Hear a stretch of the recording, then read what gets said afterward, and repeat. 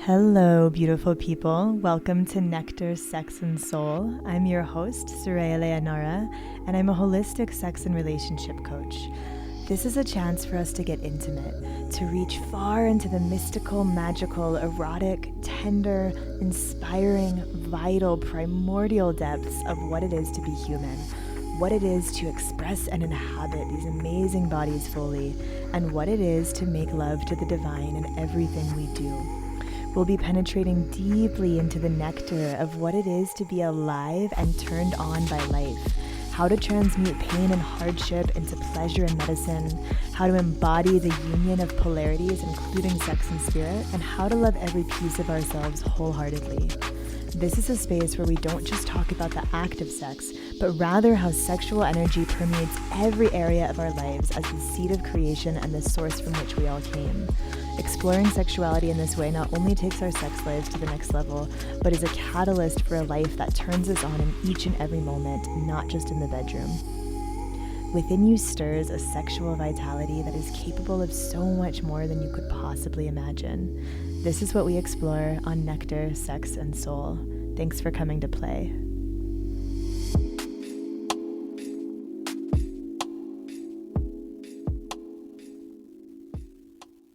Hello, everyone. Welcome back to Nectar, Sex, and Soul. I'm your host, Soraya Leonora, and I'm so excited to be here with all of you today. It's been a minute since I've done a solo episode, and today I'm really excited to explore what it means to heal from the root for lasting results. So there are all kinds of healing modalities out there, some of them that work better than others. There's no one-size-fits-all approach. I think different things work really well for different people. But the way that I like to look at healing things from the root is if you pull a weed and you don't get it by the root, it's going to come back, right? It's just going to keep growing back. And so you're doing all this work to pull this weed, but if you're not getting it from the very base of the root, it's going to continue to take up space in your garden, and you're going to continue spending a lot of time and energy trying to weed it. Another example of this is the tendency that we see in our society to treat things symptomatically rather than addressing the root.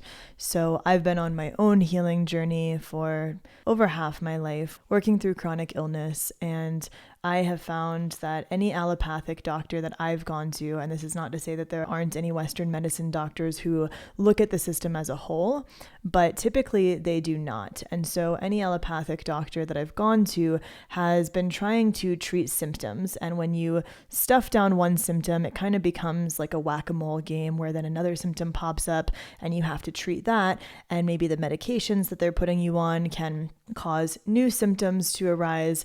And it just becomes this whole mess, this whole knot to untangle. When you get to the root cause, you can resolve the entire system of dis-ease.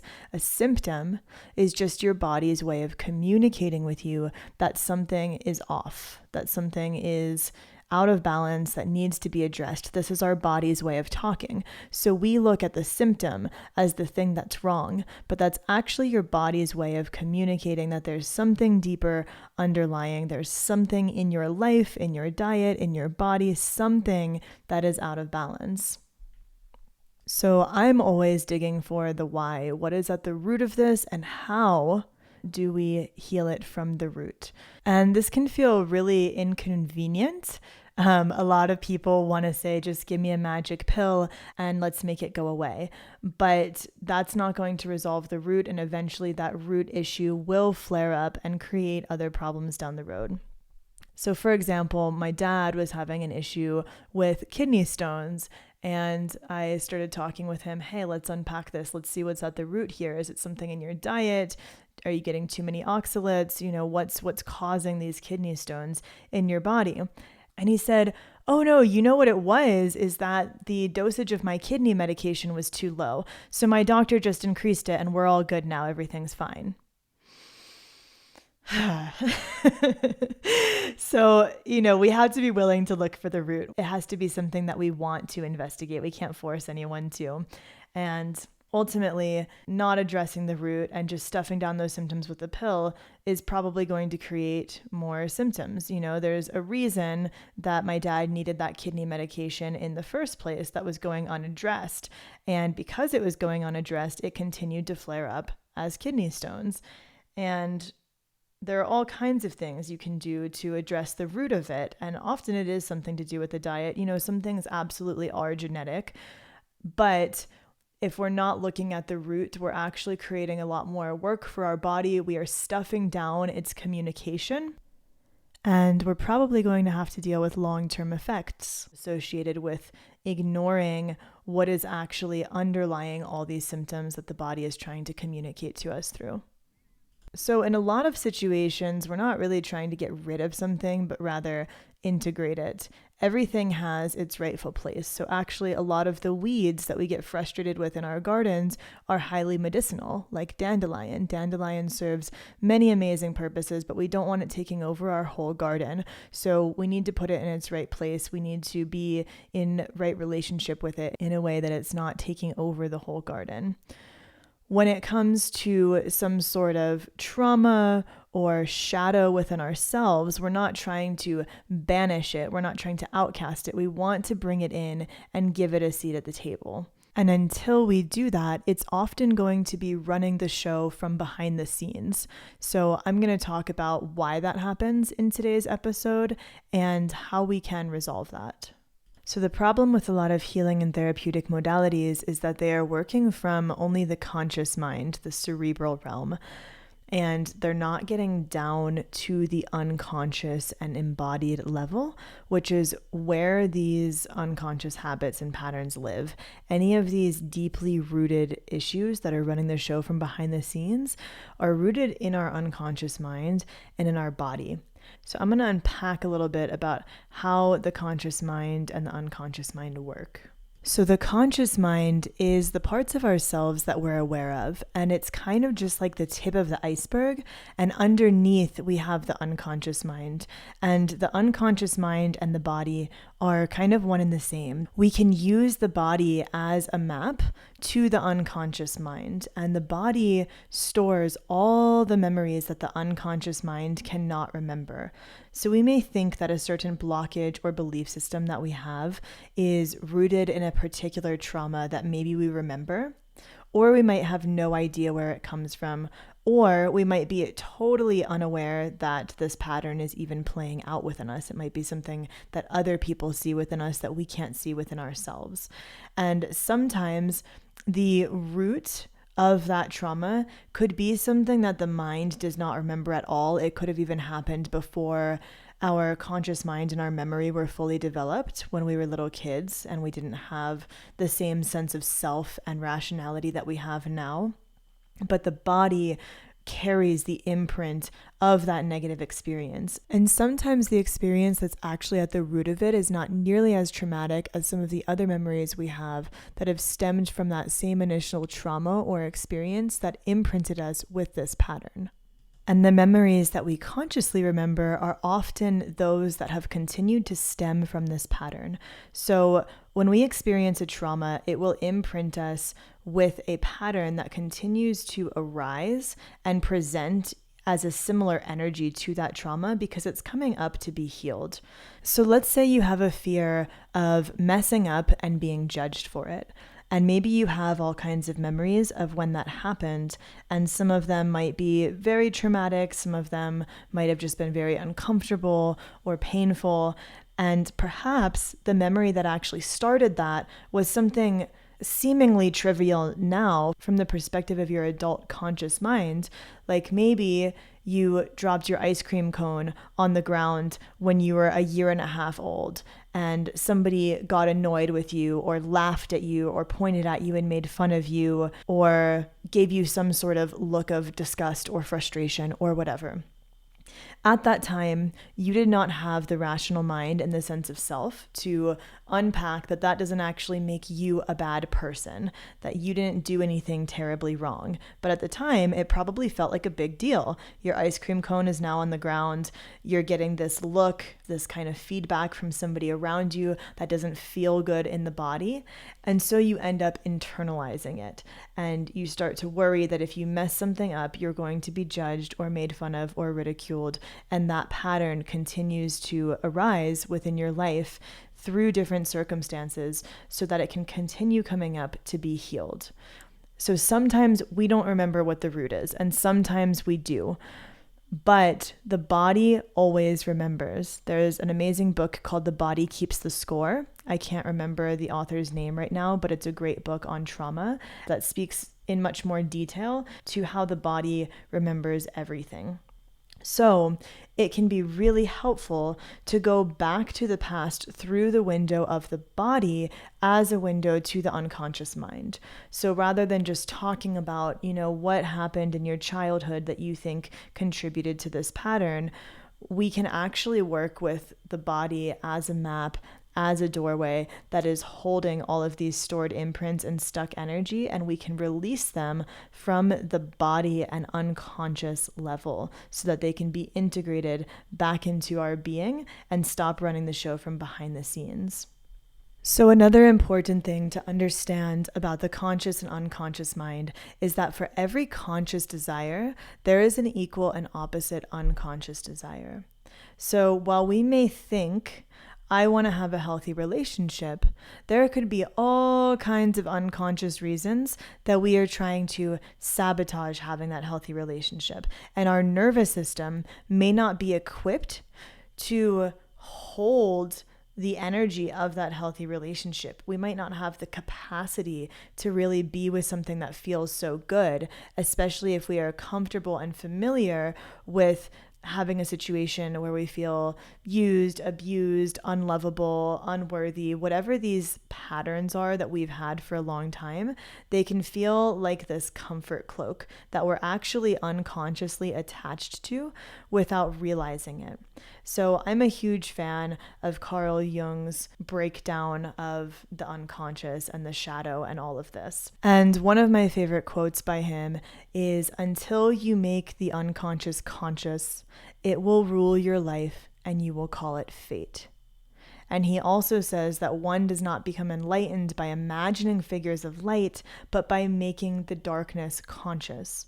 So we have to lean in to these unconscious patterns that are running the show from behind the scenes in order to unify our will, in order to make the unconscious conscious, and be able to choose what we are creating with our conscious mind without the unconscious mind hijacking it.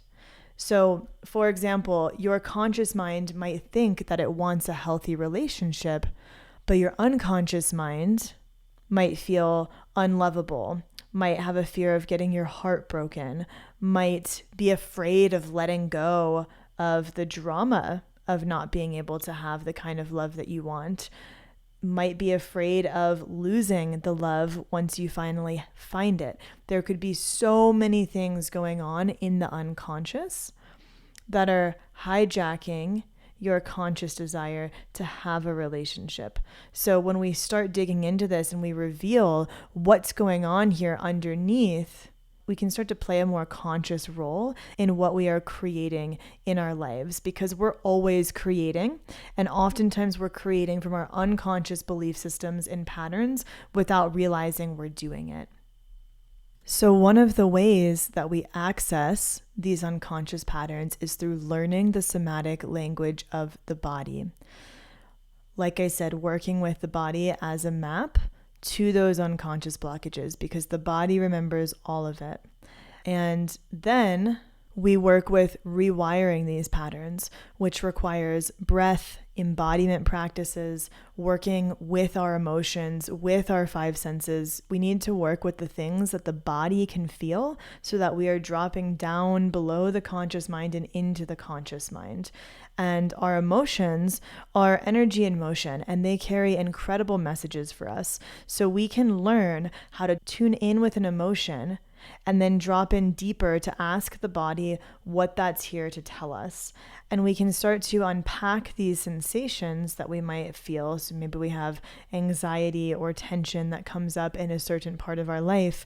We can start to receive the wisdom from the body. What is it trying to communicate with us? And then rewire our habitual way of relating to that situation. So our mind, our conscious mind, is often making all kinds of meaning about what that sensation means. We might feel that pit in the stomach from anxiety and think, oh, something bad is going to happen. But maybe that pit in the stomach and the anxiety we feel is related to a past pattern. And as we go back and address that and figure out what it's trying to communicate and what the need is underneath that sensation, we can take a more conscious, empowered approach to how we navigate that sensation. Instead of letting it spin us out into anxiety, we can create a conscious response instead of an unconscious reaction. And really, what we are doing here is peeling back the false layers of self that stand in the way of us being able to connect with the truth of who we are. So nobody comes out of the womb being embarrassed about what their body looks like, or being afraid of being judged, or being ashamed of their sexuality. These are learned behaviors that happen through other people projecting their belief systems onto us, or through having different painful, uncomfortable experiences and traumas like we were just talking about. So at our core, we are love, and we have sexual vitality moving through us. And as we move through life, these different experiences, which we could label as negative, but really everything is part of our story and serving some sort of purpose. And all of these can be beautiful opportunities for us to find ourselves again. And they can be reasons for us to dig deeper and to uncover the breadcrumbs back home to our truest selves. So I don't even really want to label them as negative necessarily. But essentially, as we rewire these patterns on the unconscious level, we are coming back home to our truest essence underneath all of these imprints. So one of the ways that we do this is that the body doesn't know the difference between what's going on in here within our internal world, within our mind's eye, and out there in what we may call reality, this external world. And there are a few examples of this. So your body can respond to something that's going on internally within your mind that is not actually happening. So anxiety is a great example of this. You might be feeling anxiety around something that is not actually happening in the present moment, that you're worried about happening in the future. Or let's say you have an arousing thought and you get an erection, or you get wet, or your body gets warm and you respond to that thought. Or let's say you think of your favorite food and you start to salivate, or your stomach grumbles. Or even let's say when you're watching a movie, maybe it's a scary movie and there's this point of tension and you might notice that you're sweating, or that you're gripping your seat, or you're on the edge of your seat. Your body is responding as if you were there in that story, but you're not actually there. It's just happening within your mind's eye. So we can work with this concept to reprogram the unconscious mind and the body, and to create new neural pathways. And we do this through embodied repetition. So we could have a somatic journey or an experience where we get to the root, we rewire that programming that has been deeply seated for a long time, but we have to continue to deepen that neural pathway through embodied repetition. So working with our emotional body, our physical body, we can't just do this in the conscious mind. And by feeling something with our senses, with our emotions, with our body, that's how we get deeper onto the unconscious level and really seed this new pathway. And so essentially what happens is we create a new healthy habit or pattern that we want to instill and carve into that new neural pathway that we are driving deeper. And for a while, we have to really make the conscious choice to do that and to work with our body, our emotion, our five senses to drive that pattern deeper. But eventually, the old pathway will be rendered obsolete. So you can think about it like the energy is going to flow where there's the path of least resistance. And if you've carved this nice new pattern within your system that you've practiced over and over and over again, then eventually it becomes second nature and you don't keep looping down that old pathway. So repetition is a hugely important piece of this because repetition supports myelination, and myelination is the increase of fatty sheath surrounding neuronal processes and fibers that increases the efficiency and spread of electrical transmission through neural networks. So this process increases learning potential as well as memory.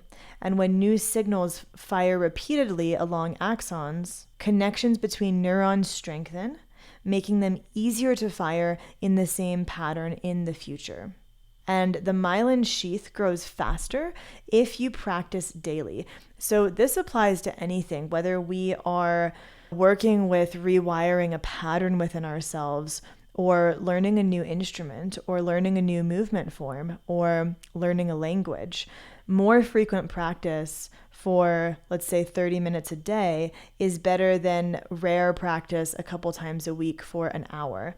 So if you can practice every day or even 5 days a week, and then eventually move to every other day, you're going to create a stronger myelinated sheath, and you're going to strengthen and expedite that process of muscle memory.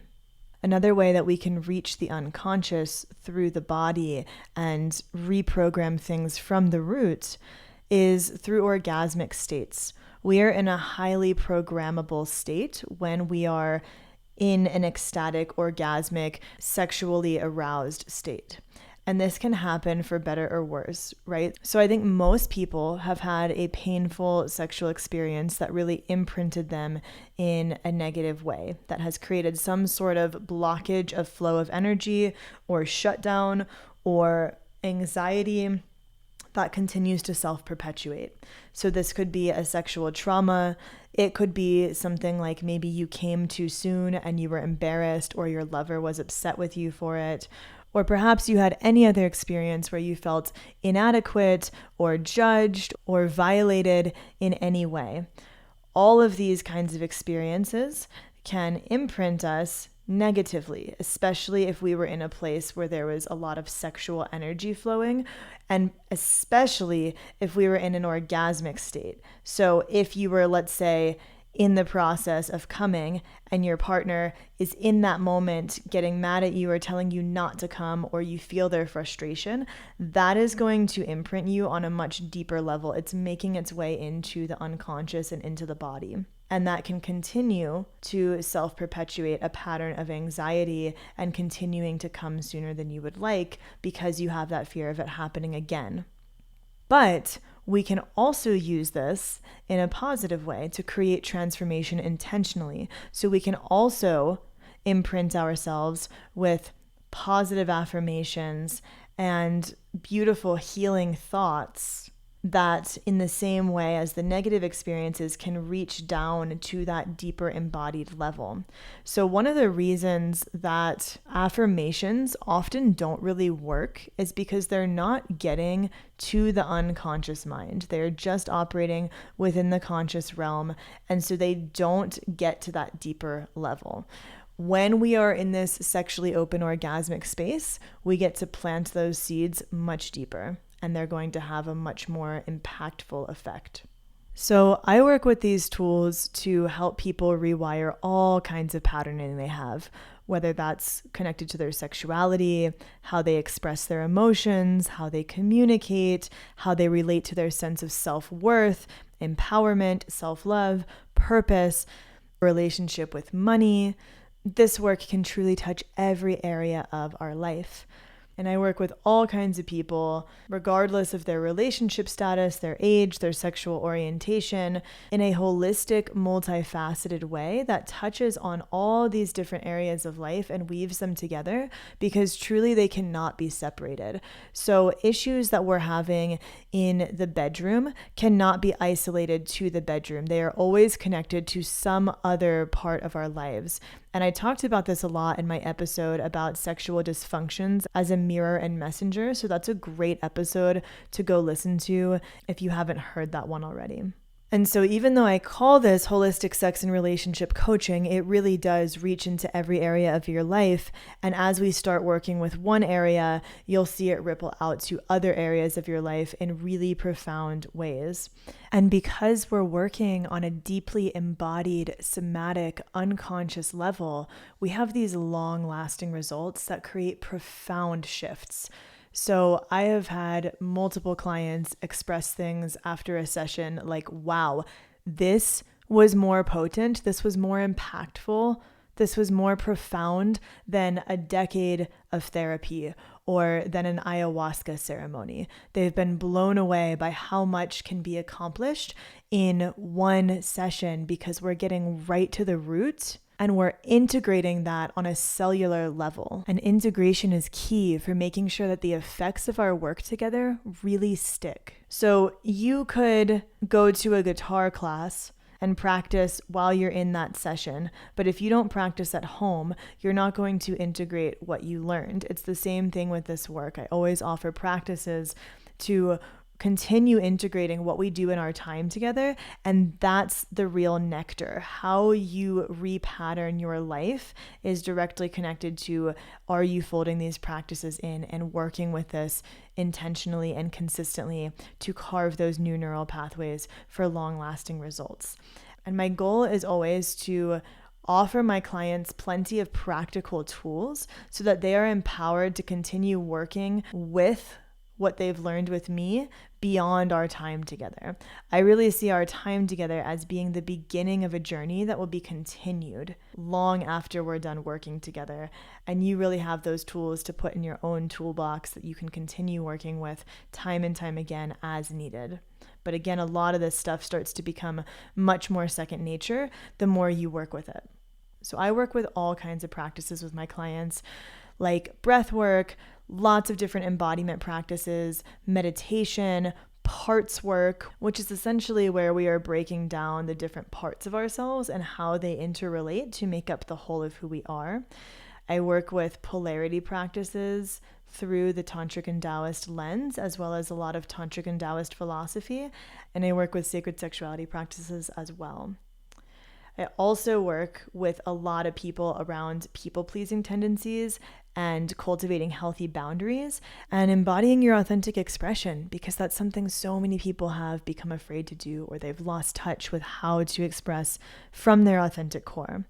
And another thing that I weave into my work that is really unique, that I really, really enjoy because it has had such a powerful impact in my own life, and this is something that I will do an episode on soon and go into more detail around, but it's definitely something that you're going to be hearing me weave into my work more and talk more openly about, because it's been so impactful in my own life and in the lives of my clients, is human design. So some of you may be familiar with human design, some of you may not be. Human design is a cutting-edge personality assessment tool that helps you understand how your unique energy mechanics work and how to best optimize them to come into deeper alignment in your sense of purpose, relationships, work, health, your impact on the world, and truly so many different areas of life.